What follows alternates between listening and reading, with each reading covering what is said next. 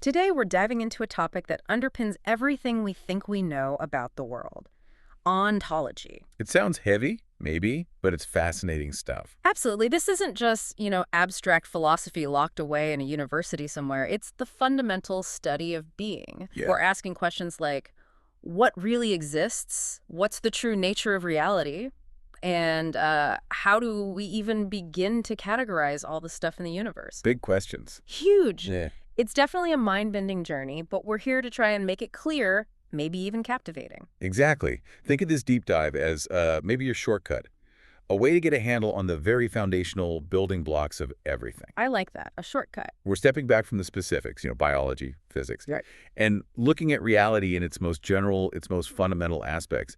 We'll uncover some, frankly, truly surprising ideas. And different viewpoints, too, right? Oh, definitely. Diverse, sometimes completely clashing perspectives that philosophers have developed over centuries, really. And we've drawn from a whole range of sources for this, different Yeah. philosophical traditions, key concepts. It's a really rich landscape. It is. We're excited to be your guides through it. So let's unpack this fascinating subject. Let's discover what truly exists. Let's do it. Okay, let's start right at the beginning. What is ontology? At its simplest. Yeah, the core definition. It's the philosophical study of being. That's the textbook answer, maybe. Pretty much. Traditionally, it's a core part of metaphysics, which looks at the most general features of reality. Right. Think of it like this. Imagine you're trying to build a universal filing system for everything. Okay. A biologist, they file living things. An astronomer files stars, planets. Sure. Specific domains. Exactly. But the ontologist steps back and asks, okay, wait. What are the most basic types of things that even need a file drawer in the first place? That's a great analogy, the metafiling system. Sort of, yeah. And it's interesting because the term ontology itself, it's kind of evolved. How so? Well, it can mean this general study, the big picture of existence, but it can also refer to a specific theory. A philosopher might talk about their ontology. Meaning their specific map of reality. Precisely. Their particular view on the basic categories. And maybe most surprisingly, in fields like information science. Oh, yeah. An ontology can be a very concrete thing, a structured framework for organizing data. You hear about the gene ontology, for example. Right, mapping gen relationships. Exactly. It just shows how this really abstract philosophy can actually become a very practical tool. That is fascinating. Practical philosophy. And the word itself. It sounds ancient Greek, maybe? It is. Ontos, meaning being, and logia, study of. Study of being. Makes sense. But the actual term ontology, surprisingly, wasn't really coined until the 17th century by philosophers. No way. So people were thinking about this stuff for millennia. Absolutely. Since the dawn of philosophy, really, they just didn't have that specific label for it. Which kind of brings up another point you mentioned, the relationship between ontology and metaphysics. Is it the same thing? A part of it? That's a really interesting and pretty heavily debated point within philosophy. Okay. Some see ontology as general metaphysics, Yeah. focused purely on what exists, and then special metaphysics might tackle specific kinds of existence like God or mind or time. So ontology is the foundation. In that view, yes. Others argue it's more like a preliminary inventory check. Like counting the parts before you figure out how the machine works. Exactly. Figure out what the basic pieces are before metaphysics analyzes their deeper nature and how they connect. It really highlights how fundamental ontology is, It even shapes how we define the scope of our inquiry into reality itself. Okay, given that, let's dive into some of those basic concepts. The building blocks ontologists wrestle with. Starting with the biggest one, being, existence itself. The big one. It seems so simple, right? Something either is or it isn't, but, here's where it gets tricky. Really tricky. Because defining being, what does it actually mean for something to be? That's a puzzle. It truly is a profound challenge. Yeah. And honestly, there's no single answer everyone agrees on. Okay, so what are some of the proposals? Well, one idea is that being is just a property, like being yellow or being heavy. Everything that exists has the property of existing. But yeah, you see the problem. To have a property, doesn't something need to be already? Right, it seems circular, like you need to exist first to have the property of existing. Exactly. It seems to presuppose the very thing it's trying to define. Another really intriguing idea is the Eleatic principle. Eleatic principle. Yeah, it basically says that power is the mark of being. Only things that can do something or have something done to them. Only things with causal influence.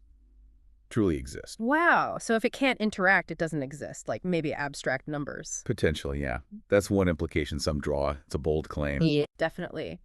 And then there's that really radical idea from George Berkeley. The idealists. Yeah, the 18th century philosopher. He famously said, "To be is to be perceived." Essay of Percipi. That's the one. If that were true, I mean, if reality only existed when someone was experiencing it, what happens when you close your eyes? Does the room vanish? It fundamentally challenges our everyday assumptions, doesn't it? Our sense of an objective, persistent world out there. Completely. It shifts everything. And we use this word being in different ways, too, which adds layers.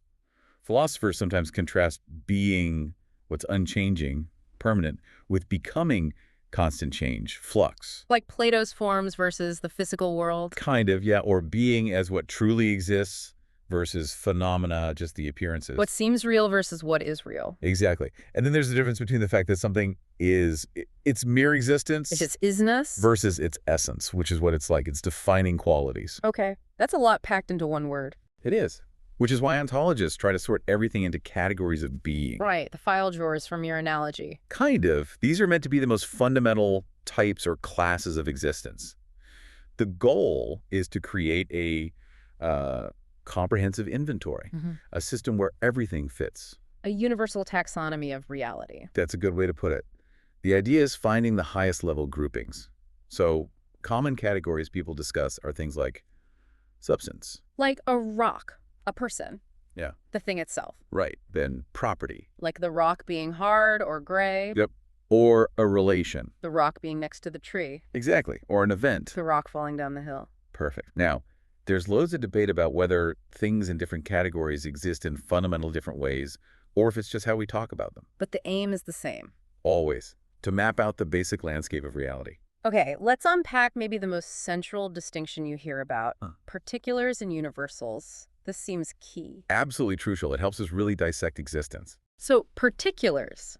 These are the unique individual things. Exactly. Non-repeatable entities. Your specific coffee mug, the Eiffel Tower, that specific flash of lightning just now, they're all particulars. One-offs. One-offs, distinct instances. Then you have universals. Which are general, repeatable. Precisely. Features that can be shared by many particulars. Think of the color red. Okay. Or the concept of circularity, or a quality like courage. These are universals. So the redness of my mug and the redness of a stop sign, that's the same universal redness. According to many views, yes. Now, the huge debate is where these universals exist. Do they exist out there on their own, like Plato thought? That's Platonic realism, yeah. Or do they only exist in the particular things that have them, like Aristotle suggested? Or maybe just in our heads, as concept. That's conceptualism. Or maybe they don't exist at all and only particulars are real. It's nominalism. Endless debate. Okay, so if redness is a universal, what about my actual red mug? The thing itself. That brings us back to substance, doesn't it? It often does, historically speaking. Substances are often seen as the underlying entities, the things that have the properties and stand in the relations. The basic building blocks. Often considered that way, yes. Self-sufficient. Think of that classic example, the tomato ripening. It goes from green to red. Right. It's still the same tomato. The substance, even though its properties, like color, have changed, it persists through change. Got it. So substances endure. What about things that happen? You mentioned events. Right. Events are another key category for many ontologists. These are particulars, but they're things that happen or occur in time. Like the fall of the Berlin Wall or my birthday party. Exactly. Or even just a simple gust of wind. They involve change or at least a specific occurrence at a specific time. And what's a process then? A process is usually seen as a sequence of related events unfolding over time. So a single gust of wind might be an event. But the wind eroding a mountain over centuries? That's a process. Yeah. Made up of countless little events of erosion. Okay, that makes sense. Let's shift to another big distinction. Concrete versus abstract objects. Ah, yes. This one is huge in contemporary ontology. So concrete objects, those are the easy ones, the physical stuff. Pretty much. Yeah. Things we encounter every day. A tree, a car, your chair, your body. Things in space and time. Exactly. They exist in space-time. They usually have causal powers. They can affect other things and be affected. You know, the car hits the tree, things happen. Okay, so what are abstract objects? These are the tricky ones. Think of the number 7. The number 7, okay. Or the concept of justice.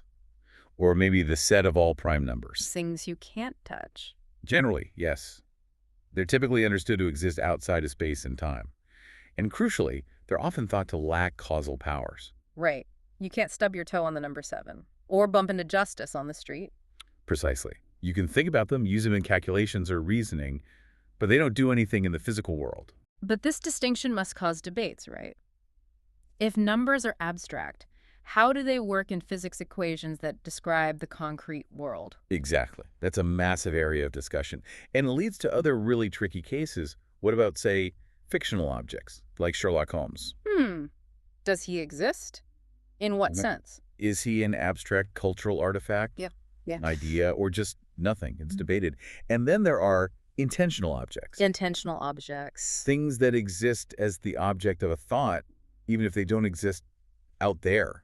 Like if you're thinking about the Loch Ness Monster. The monster exists is the thing I'm thinking about, even if it doesn't exist in the lake. Right. We can think about things that don't physically exist just as easily as things that do.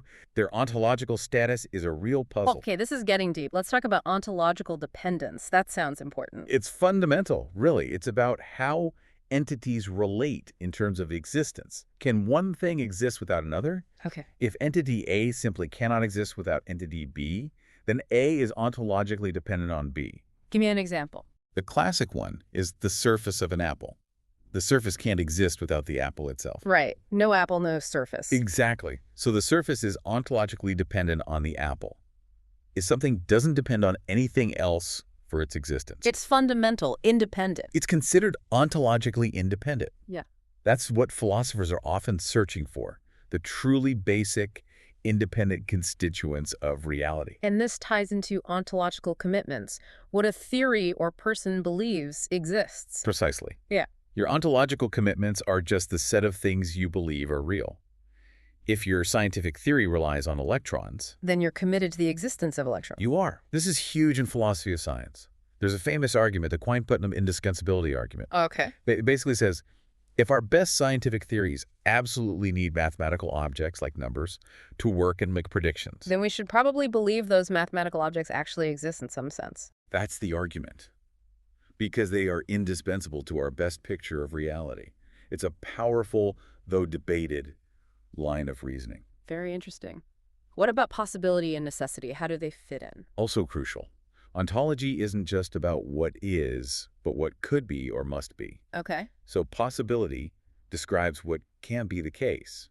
It's possible, maybe, that unicorns could have existed even if they don't. Right. It's conceivable. Necessity describes what must be the case. It's necessary that 2 + 2 are 4. It could be otherwise. They're straightforward. And both are distinct from actuality, which is simply what is the case right now in our world. Like it's actual that Paris is the capital of France. Got it.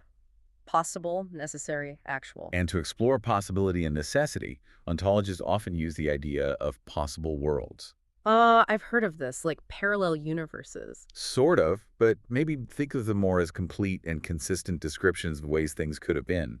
For every way the world could possibly be different, there's a possible world representing that scenario. So there's a possible world where I decided to become a baker instead of doing this. Exactly. In our actual world, you're here. In another possible world, you're kneading dough.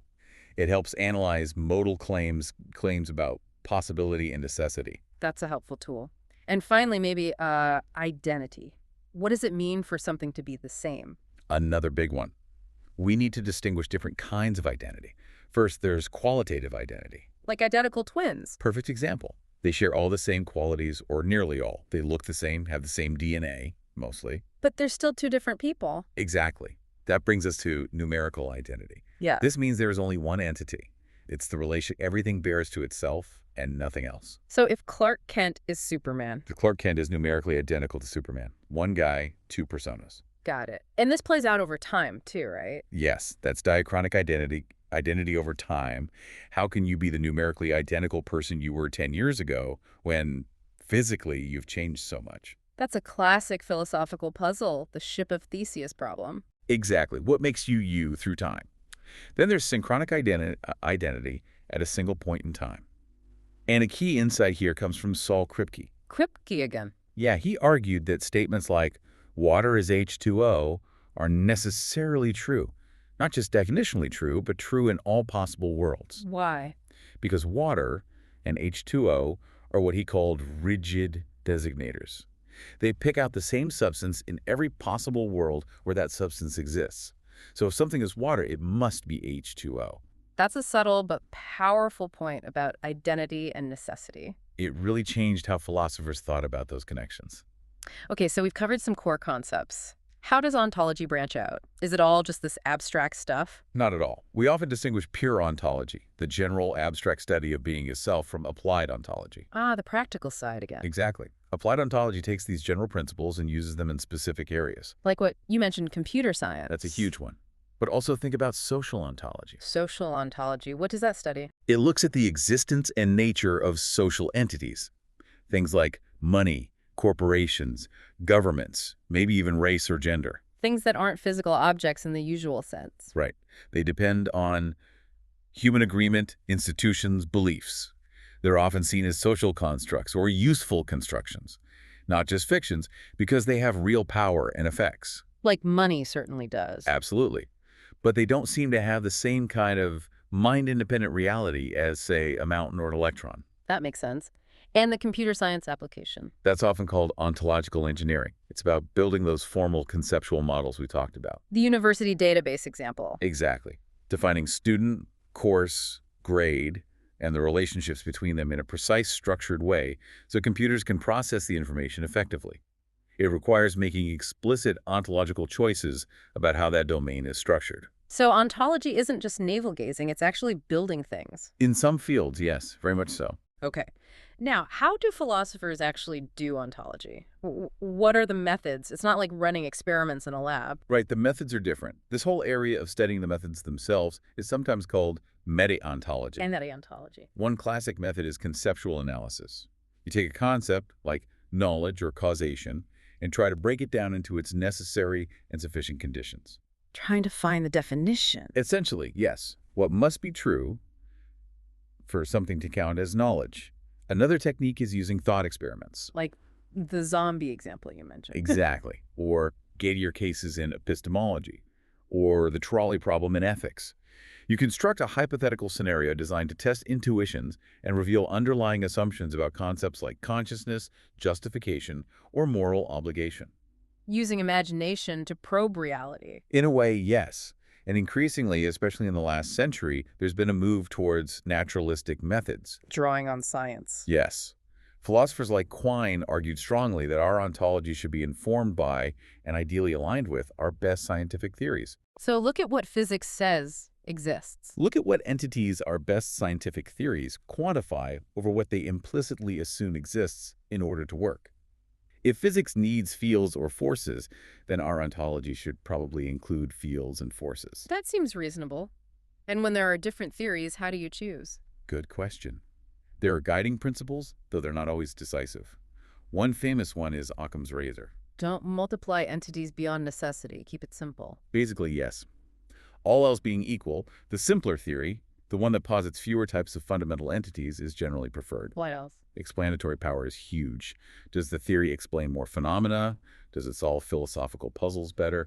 And sometimes closeness to common sense or intuition plays a role, though that's often debated. Okay. And you mentioned ontological engineering and applied ontology. That sounds like a specific process. It is. It's the practical business of creating those conceptual models, often for computer systems. Defining terms, relationships, axioms, hierarchies. It's crucial for things like the semantic web, large databases, AI knowledge representation. Making information structured and meaningful for machines. Exactly. It forces you to be incredibly precise about the categories and relationships within a specific domain. It really shows the breadth of this field. What other areas connect closely with ontology? Well, logic is fundamental. Formal logic provides the tools to express ontological claims with precision, especially using quantifiers like there exists. Right. Formalizing the claims. We've talked about information and computer science. Another fascinating area is anthropology, particularly the recent ontological turn. You mentioned this briefly, different cultures having different realities. Kind of. It explores how different societies, especially indigenous ones, might not just have different beliefs about the world, but fundamentally different understandings of what kinds of beings exist and how they relate. Like animism. Seeing spirits or personhood in nature. Exactly. Where rivers, mountains, animals might be considered persons with agency, leading to totally different ways of interacting with the environment compared to a typical Western ontology that sees nature as inert matter. That's incredibly profound. It challenges the idea of a single objective reality. It certainly complicates it. And of course, theology has always been deeply intertwined with ontology, The existence of God. the ultimate ontological question for many. Arguments like Anselm's ontological argument try to deduce God's existence from the very concept of God. Debates about divine attributes, the nature of souls. These are all ontological discussions. It really does touch everything. Maybe we could ground this a bit with a quick look at the history. Where did these ideas come from? Absolutely. A quick tour helps see the evolution. In the ancient period, you find deep ontological thinking everywhere. In India, the Upanishads, Samkhya Vaisheshika schools developed complex category systems. And in Greece. Huge developments.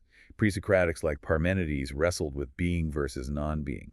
Plato gave us his theory of forms, those perfect eternal universals. Like perfect circularity existing apart from any actual circle. Exactly. Then, his student, Aristotle, brought things down to earth a bit. Yeah. He developed detailed categories of being, focusing on individual substances as primary, with universals existing within particulars. Substance and attribute. Right. That became hugely influential. What of the medieval period? Did they just follow Aristotle? They built on him, but also debated fiercely. The problem of universals, are universals real like Plato thought, real like Aristotle thought, or just names? Nominalism was massive.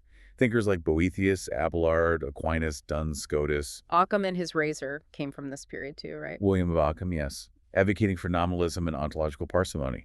And you had major developments in Islamic philosophy with Avicenna, and in India with Advaita Vedanta's non-dualism. Okay, moving into the modern period, things shift again. Big time. René Descartes kicks things off with his famous mind-body dualism.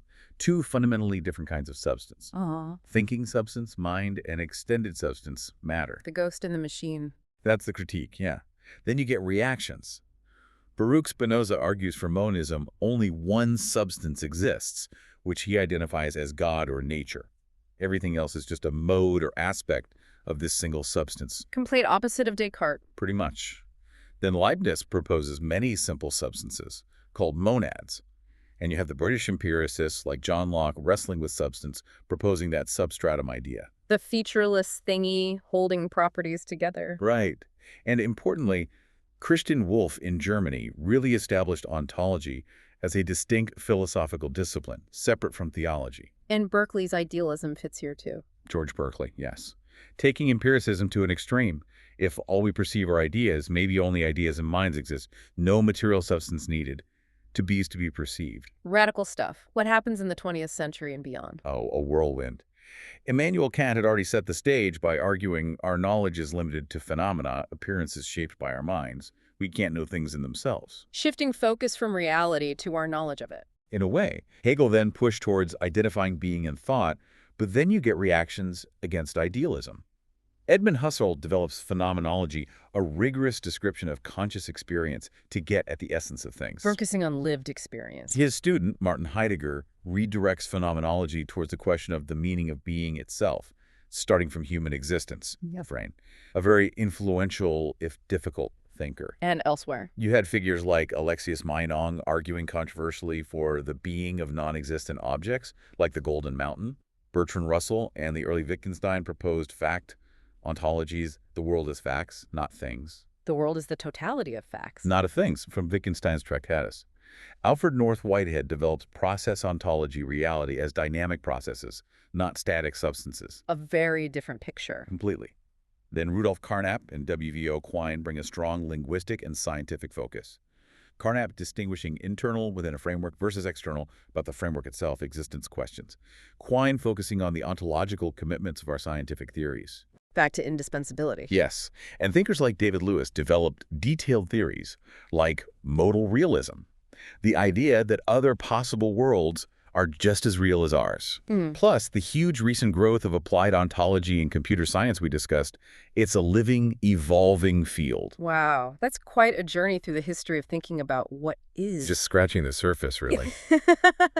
So as we bring this deep dive to a close, it feels clear that ontology is, Well, it really is foundational. Absolutely. It's the study of what exists, how it's categorized, and these questions have been asked for millennia across totally different cultures. And it keeps evolving. Yeah, and importantly, it's not just some abstract philosophical game. It's deeply relevant, right, to how we organize knowledge, how we do science, even how we understand or misunderstand different cultures and their worldviews. Couldn't agree more. And hopefully this journey encourages you, the listener, to reflect a bit on your own ontological commitments. Yeah, good point. What do you fundamentally believe exists? Is it just physical stuff? What about thoughts, numbers, values, social structures like marriage or money? Where do they fit in your ontology? Asking those questions is the first step. It really is. And maybe here's a final thought to chew on. If our understanding of what is truly shapes our entire experience, what would fundamentally change in your daily life if you really truly believed, say, that everything around you isn't made of solid, distinct things, but is actually just a collection of ever-shifting processes and events, constantly becoming? Like in process ontology. Exactly. If you saw the chair, the table, even yourself, not as fixed objects, but as dynamic patterns of activity, Yeah. how would that change how you interact with the world, how you experience time?